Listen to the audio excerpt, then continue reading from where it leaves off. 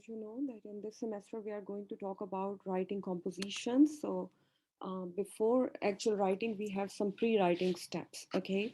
And the first step in that is generating ideas. I'll be talking about that today. What is generating ideas? Before you can start writing down your ideas in a formal essay, you need to be first of all come up with them. And there are a number of ways to generate ideas. Since you are at university, most of what you write about will not come from your head, but rather come from other text about the subjects on which you will be writing. Even here, however, you need to generate ideas so that you will know what to research and what particular angle you would like to take on a task. So this generally applies to all of your assignments and presentations. The first step in generating ideas is brainstorming, and you can go for this step to generate more ideas for your assignments and research work. This is a technique with which you are probably already familiar. Here, you basically set yourself a time limit, such as a minute, and write down as quickly as possible whatever words come into your mind when you think of the subject about which you are writing. What you write should only be words or possibly short phrases, and at this stage, you should not be worried about whether they actually are relevant or actually you need to know enough to write a decent sentence.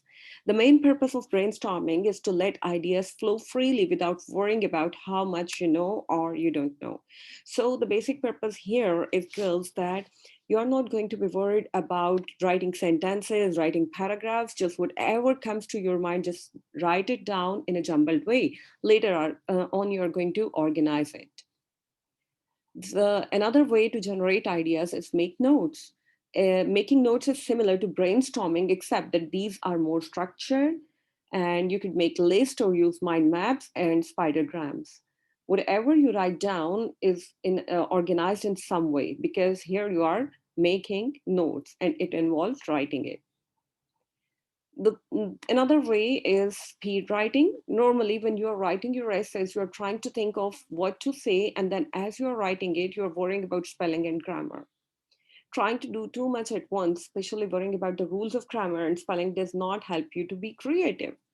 So the purpose of speed writing is to get all your ideas down on a paper as quickly as possible, and you're completely focused on the content of your writing and don't worry about mechanical details like grammar and spelling. So it's according to this speed writing, just whatever comes to your mind, try to write in the form of sentence and paragraph, and don't worry about grammar and spellings. Okay, so focus only on the content of your whatever you are writing.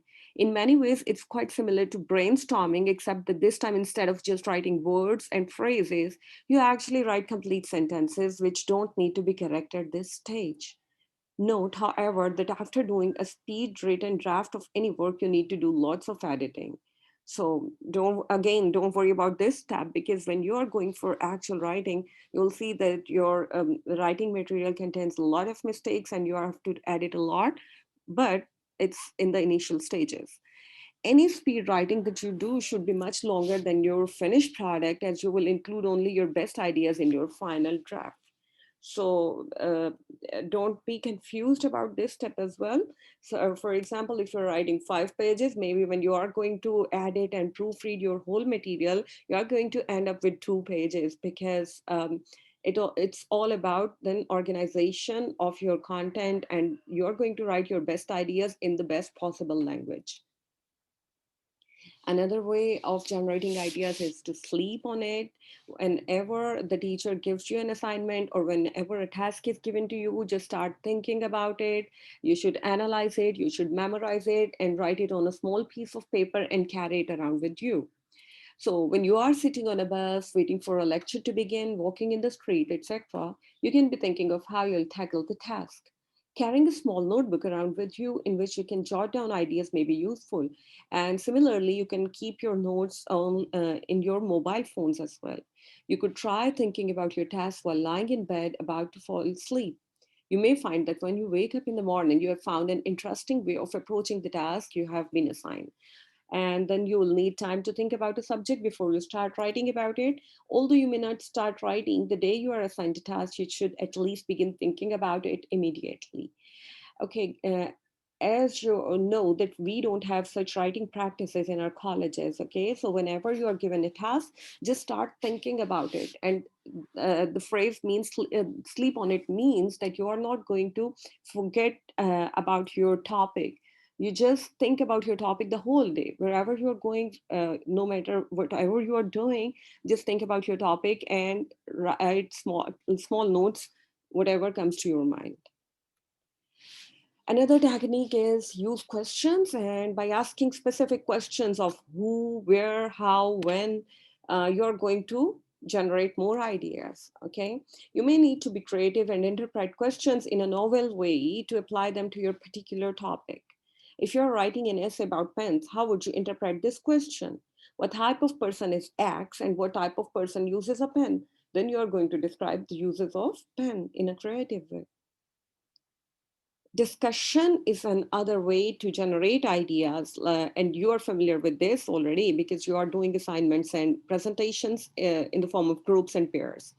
So discussion means talk to other people. If a whole class of students have to write about the same topic, it may be a good idea if some of them get together and discuss the topic. Hearing other people's point of view and having to express your own will help you become clear about what you actually believe and don't believe in.